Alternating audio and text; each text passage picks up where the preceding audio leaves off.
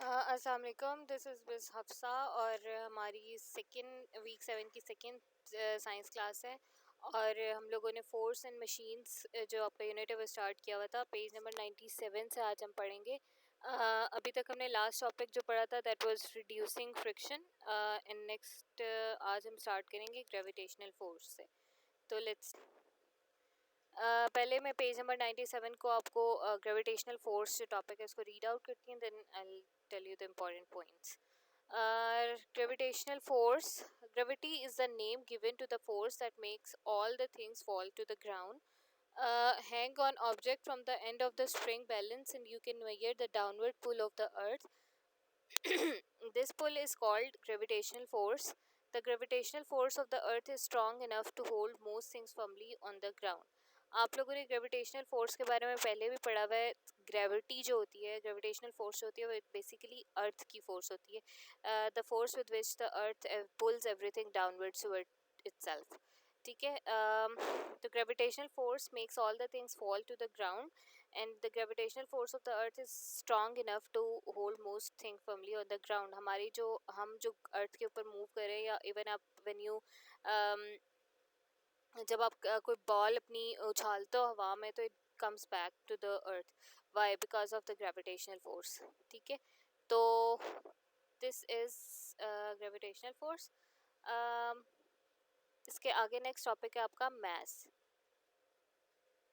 Okay, तो this next topic is mass. The quantity of matter.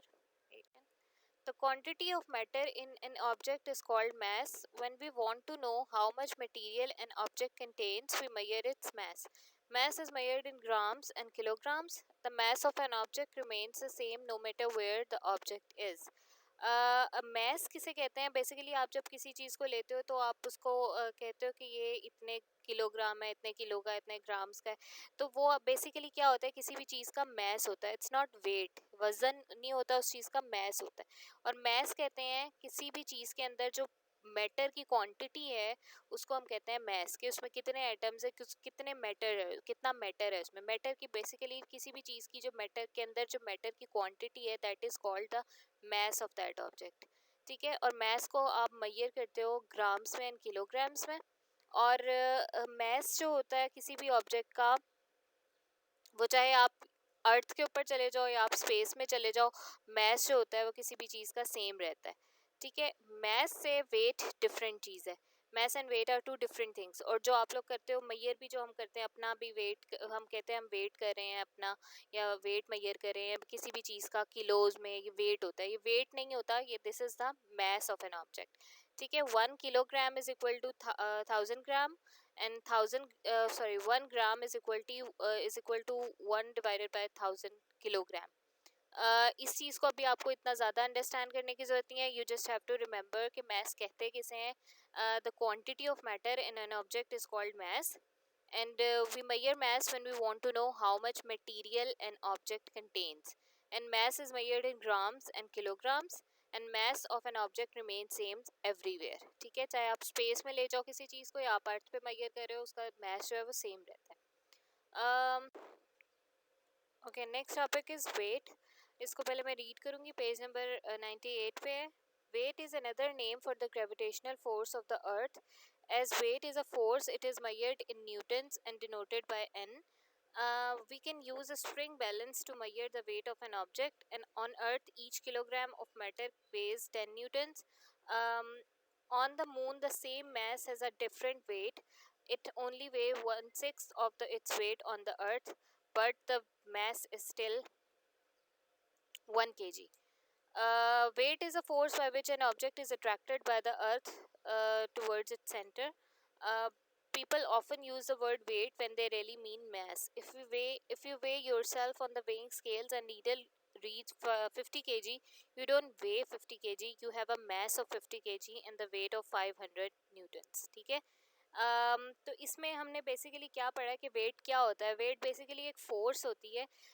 It is a force by which an object is attracted by the earth towards its centre. वो वाली force जिससे अर्थ जो है वो अपनी तरफ खींच रही है किसी भी ऑब्जेक्ट को, वो उसका वेट होता है।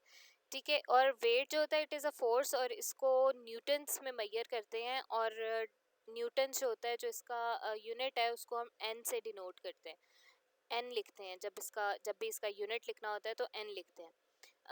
और स्प्रिंग बैलेंस से मेजर हो जाता है किसी भी चीज़ का ऑब्जेक्ट।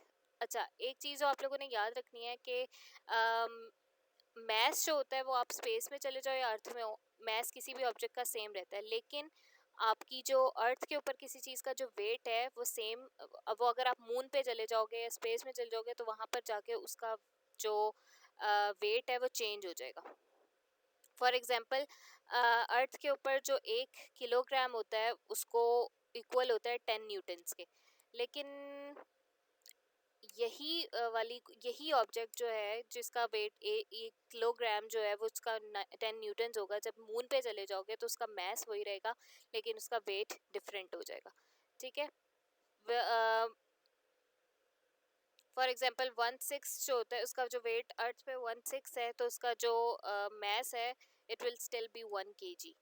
ठीक है। तो और इसके अलावा मैंने आप लोगों को बता दिया था कि जब आप किसी चीज़ को वेट करते हो, जिसको आप वेट कह रहे होते हो, इवन अपना भी जब आप वेट मेजर कर रहे होते हो तो वो आपका वेट नहीं होता, दैट्स बेसिकली योर मैस। जैसे अगर किसी का वेट वेइंग स्केल पे नीडल 50 kg दिखा रही है तो वो बेसिकली क्या है कि you have a mass of 50 kg and weight of 500 newtons. तो इसको मैं समराइज करती हूँ। Weight is the force by which an object is attracted by the earth towards its centre and it is measured in Newton and denoted by N. Spring balance is used to measure the weight of an object, and weight of an object doesn't remain same everywhere. Next topic is balanced and unbalanced forces. Page number 98. ये topic read करती हूँ मैं। Effects of the force on the motion of an object. A force can give energy to an object, causing the object to start, stop, or change its motion. Forces occur in pair and can either be balanced or unbalanced. Balanced forces do not cause a change in motion, they are equal in size and opposite in direction. In an arm wrestling competition between two people who are equally strong, there will probably be a time when both will be pushing equally hard and their arms will stay in the same place. The forces exerted by both people are equal but in opposite direction. The two forces cancel each other out and the resulting force is zero. Therefore, there is no change in motion. Another example is that of a tug of war competition. In this case, the forces are moving away from each other. If the two teams have equal strength or force, the rope will stay in the same place. Again, the resultant force is zero and there is no change in motion. अच्छा, आप लोगों ने पढ़ा था 4th class में कि force जो होती है वो क्या करती है कि it can start an object, it can stop an object, can change it's motion. ठीक है। तो ये चीज़ आप लोगों ने फोर्स में आप लोगों ने 4th क्लास में पढ़ी थी फोर्स के बारे में। अब बैलेंस्ड और अनबैलेंस्ड फोर्स क्या होती है? बैलेंस्ड फोर्स वो होती है जो इक्वल फोर्स हो लेकिन उसकी डायरेक्शन ऑपोजिट हो। लाइक फॉर एग्जांपल, आप टग ऑफ वॉर जब टग ऑफ वॉर कंपटीशन जब करते हो, शायद आप लोग अपने पीई पीरियड में भी वो करते होगे, जिसमें आप रोप खींच रही होती हैं, 2 टीम्स होती हैं और वो एक कंपटीशन होता है और उसमें 2 इक्वल उसमें ऑपोजिट साइड पे खड़ी होती हैं 2 टीम्स और वो दोनों टीम्स जो होती हैं वो पुल कर रही होती हैं रोप को अपनी तरफ। जिसकी फोर्स ज़्यादा होती है एक जो टीम है वो उसकी तरफ मूव कर जाती है। अगर वो दोनों इक्वल फोर्स लगा रही हैं तो क्या होता है, रोप अपनी जगह पे ही रहती है, कोई भी इधर उधर मूव नहीं कर रहा होता। लेकिन अगर एक टीम जो है वो उसकी फोर्स ज़्यादा हो जाती है तो फिर क्या होता है कि दूसरी टीम जो है वो बिल्कुल उसकी तरफ मूव कर जाती है। इसी तरह से जब आप वो कंपटीशन आर्म रेसलिंग का कंपटीशन देखते हो तो उसमें बहुत टाइम तक आप ये देखते हो कि अगर दोनों इक्वली स्ट्रांग लोग हैं तो वो क्या करते हैं कि वो कोई भी किसी का भी आर्म नीचे नहीं हो रहा होता क्योंकि वो इक्वल फोर्सेस लग रही होती हैं ऑपोजिट डायरेक्शन से। तो वो जो रिजल्ट होता है उनका वो ज़ीरो हो जाता है और फिर उनके जो आर्म्स है वो बीच में ही रह रहे होते हैं। लेकिन अगर कोई एक ज़्यादा स्ट्रांग है और दूसरा कम स्ट्रांग है, वीक है, तो उसका क्या होता है कि जो स्ट्रांग वाला बंदा होता है उसकी वो ओवर पावर कर जाता है, उसकी जो फोर्स है वो ज़्यादा हो जाती है, इक्वल नहीं रहती फोर्स, और जो वो वीक बंदा होता है उसका जो आर्म होता है उसको नीचे कर देता है। तो बेसिकली ये क्या है, ये फोर्सेस, ये बैलेंस्ड फोर्सेस होते हैं। जब फोर्स दोनों तरफ से इक्वल फोर्स लग रही होती है तो चेंज इन मोशन नहीं होती है, ठीक है, क्योंकि जो फोर्स है वो इक्वल इन साइज है और ऑपोजिट इन डायरेक्शन है, so it will be a balance force and there will be no change in motion. Why, because जब इक्वल फोर्स लग रही होगी ऑपोजिट डायरेक्शन में तो रिजल्टेंट फोर्स जो होती है वो जीरो हो जाती है, यानी जो इन दोनों फोर्सेस का जो रिजल्ट होता है वो जीरो हो जाता है, इस वजह से कोई चेंज नहीं होता motion. This is balanced force, ठीक है। तो पेज नंबर 99 पे ये नेक्स्ट टॉपिक है आपका unbalanced forces. Unbalanced forces always cause a change in motion. They are not equal and opposite. When two unbalanced forces are exerted in opposite direction, their combined force is equal to the difference between the two forces exerted and in the direction of larger force. Um, इसका next topic पे आ जाओ।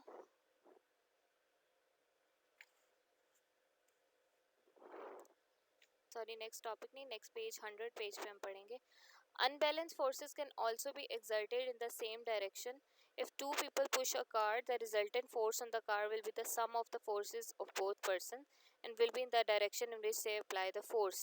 Two important things to remember when working with balanced and unbalanced forces are forces in the same direction combined by addition and forces in opposite direction combined by subtraction. Forces can be shown in diagrams using arrows. The arrow points in the direction of the force acting on the body. Length of the arrow shows represent the size of the force.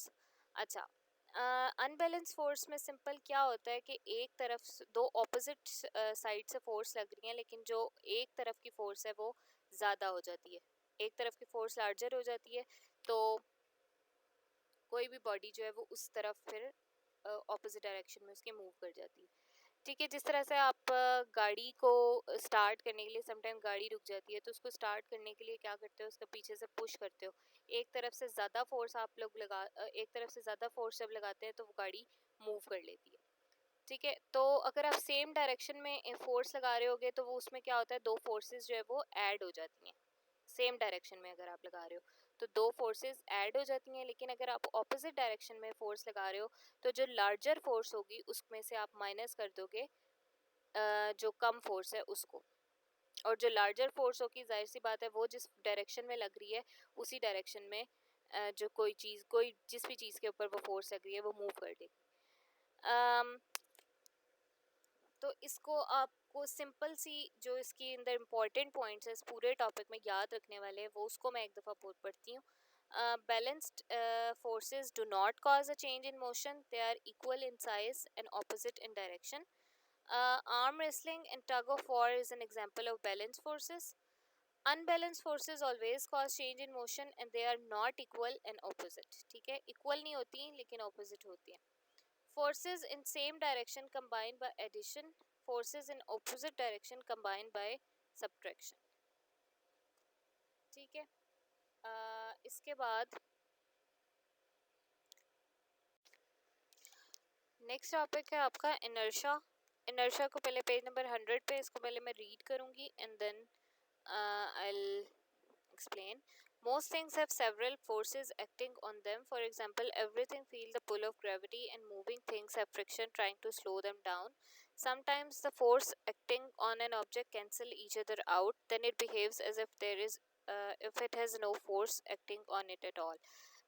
Inertia of a body is its property due to which it resists any change in its current state of rest or motion. Think of a spaceship traveling in outer space where there is no gravity. The spaceship has no engine to push it, but there is no friction or other force to slow it down. It just travels on and on the same time, speed, and in the same direction. This property to keep going in the same direction and at the same speed is called inertia. Inertia जो होता है it's a very simple thing. Inertia basically क्या होता है, किसी भी body के अंदर उसकी अपनी एक प्रॉपर्टी होती है कि उसकी अगर उसकी स्टेट ऑफ रेस्ट में अगर वो रुकी हुई है चीज़ और उसकी स्टेट ऑफ रेस्ट को आप चेंज करने की कोशिश करोगे या उसको मोशन में लाने की कोशिश करोगे तो वो उस चेंज को रेजिस्ट करती है, रोकती है। आपको उसके ऊपर फोर्स लगानी पड़ती है, फिर जाके वो मूव करती है. Why? Because that object resist any type of motion, any type of change in its state. ठीक है, इसी तरह से अगर कोई चीज़ मोशन में है, मूव कर रही है, और आपने उसकी मूवमेंट को रोकना है या उसको रेस्ट पे लाना है, तो उस पर भी आपको फोर्स लगानी पड़ती है. Why? Because that object resist the change in its state of motion. तो इस प्रॉपर्टी को कहते हैं इनर्शिया. ठीक है, तो कि ये हर ऑब्जेक्ट की ये प्रॉपर्टी होती है. तो इसकी एग्जांपल आप इस तरह ले सकते हो कि जब स्पेसशिप होती है, जब वो स्पेस में ट्रैवल कर रही होती है, तो जाहिर सी बात है कि उसके ऊपर कोई ग्रेविटेशनल फोर्स नहीं होती है. ठीक है, और उसके अंदर कोई इंजन नहीं होता जो कि उसको पुश कर रहा हो. कोई फ्रिक्शनल फोर्स भी नहीं होती है तो जो उसको स्लो डाउन करे. तो उससे क्या होता है कि इट कीप्स मूविंग, वो रुकती नहीं है, वो मूव करती रहती है. Why? Because there is no external force acting on it to change its state. ठीक है, तो इफ इट्स मूविंग तो वो मूव ही करती रहती है. इस चीज़ को हम कहते हैं इनर्शिया. ठीक है, अभी हम इतना ही पढ़ेंगे. नेक्स्ट टॉपिक हम लोग नेक्स्ट क्लास में पढ़ेंगे. अब फिर अभी आप लोगों ने ये करना है कि यहाँ तक अच्छी तरह से इसको रीड आउट करना है. And I hope you will understand every topic. This is it. अल्लाह हाफिज़.